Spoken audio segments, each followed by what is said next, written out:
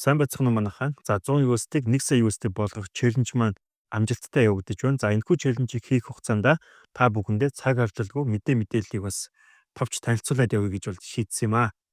За тэгээ эхний ээлжинд 100 USD-г 1000 USD болгож эхний үеийг бол амжилттай давлаа. Тайсад хийлээ. За тэгээ энэхүү үеийг даваад мөн одоо анхны депозит хийсэн мөнгө болон буюу анхны цэнэглэлт хийсэн мөнгө болон за нэмэлт ашгийг бол татаж авлаа. За тэгээд энэхүү челленжийг хийх хугацаанд явуулсан хөдөлгөөн болон за шинжилгээнийхээ одоо тухай та бүхэндээ маш товчхон танилцуулъя.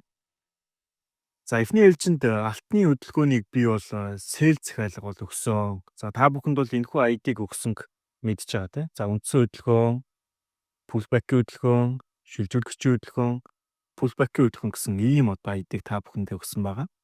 За тэгээ 0-1 гэсэн хэмжээг дээшээгээ явна гэдээ бол үзсэн. За ингэж үзсэн тийм ээ. За одоо хэмжээ бол үндсэндээ дээшээгээ явж байгаа хэмжээ бол хамаагүй явж байна.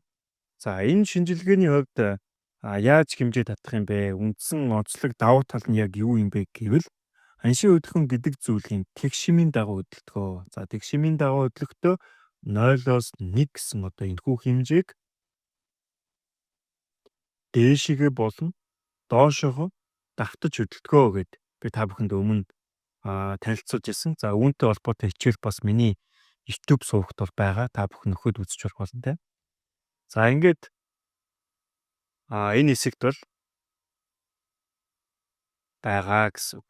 За видео хэсгийг сонгоод за эндээс та бүхэн бол ойлгомжтой хөдөлгөөнтэй холбоотой илүү гүнзгий хичээлийг бол үзэх боломжтой.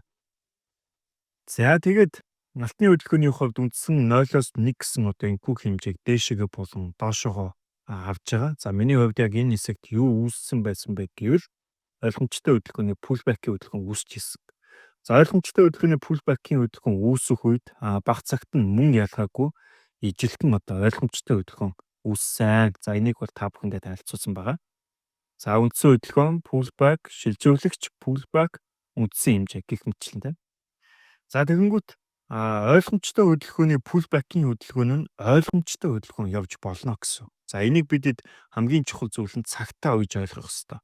За ойлгомжтой хөдөлгөөний хувьд дээшээгээ хэмжээ явна гэж үзэх үед үндсэн хөдөлгөөн pullback, шилжүүлэгч pullback гэд 0-1 гэсэн хэмжээг дээшээгээ явна гэд үзэх үед шилжүүлэгчийн тоог ивдээд доошоо унждаг ийм хөдөлгөөн байдаг. За энэ үеийг яаж таних юм бэ гэвэл бид бүхэн цагтаа үйж энэ үеийг бол олно гэсэн үг шүү дээ. За тэгээд ойлгомжтой хөдөлгөөнийг бол доошоо сэлдэж авсан. За энэ маань ойлгомжтой хөдөлгөөний үндсэн хэмжээ байсан. За том хөдөлгөөний хувьд бол энэ хөдөлгөөн нь зөвхөн pullback-ийн хөдөлгөөн байсан. За энэ уналтын хөдөлгөөнөөс бол үндсэндээ 100,000 USD болгосон. За мэдээж би та бүхэндээ маш олон удаа бас хэлжсэн, танилцуулж ирсэн. За энэ зүйл маань юу вэ гэвэл мөнгөний менежмент гэдэг зүйл бол хамгийн чухал наа гэдээ бол хэлжсэн да. За энэ дундаа юу байдг юм бэ гэвэл ашиг хийсэн тохиолдолд тогтмол одоо ашигыг татаж авах хэрэгтэй. За энэ үүнийг одоо дадал болгох хэрэгтэй гэсэн үг. За би subconscious mind хичээлж гисэн та бүхэндээ хэлж байгаа те. За валютын энэ хичээлд те.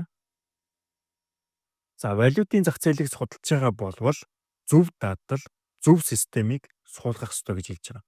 За зөв дадал, зөв систем гэдэг нь юу хэлж байгаа юм бэ гэвэл анханасаа бид бүхэн зөв системтэй буюу техник шинжилгээний хувьд ч энэ зах зээлийн үндсэн ойлголтын хувьд ч ийм зөв ийм системийг суулгаад авах хэрэгтэй гэсэн үг. За тэгээд үүнийгээ яах юм бэ гэвэл зөв систем суучихсан тохиолдолд үүнийгээ маш олон удаагийн давтамжтай давтаад зөв дадал болгочих хэрэгтэй.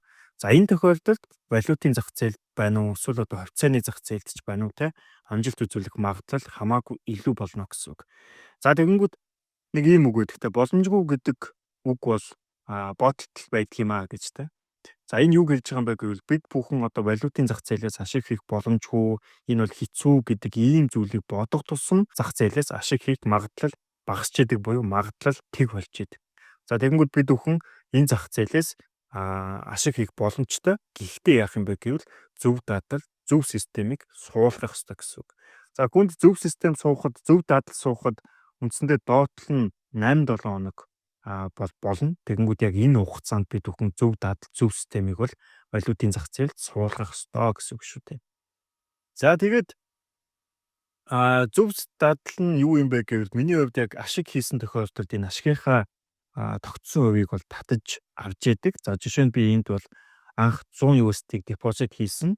За энэ мөнгнөөсөө би одоо Монгол мөнгөнд 1 саяыг татаад авсан байна гэсэн.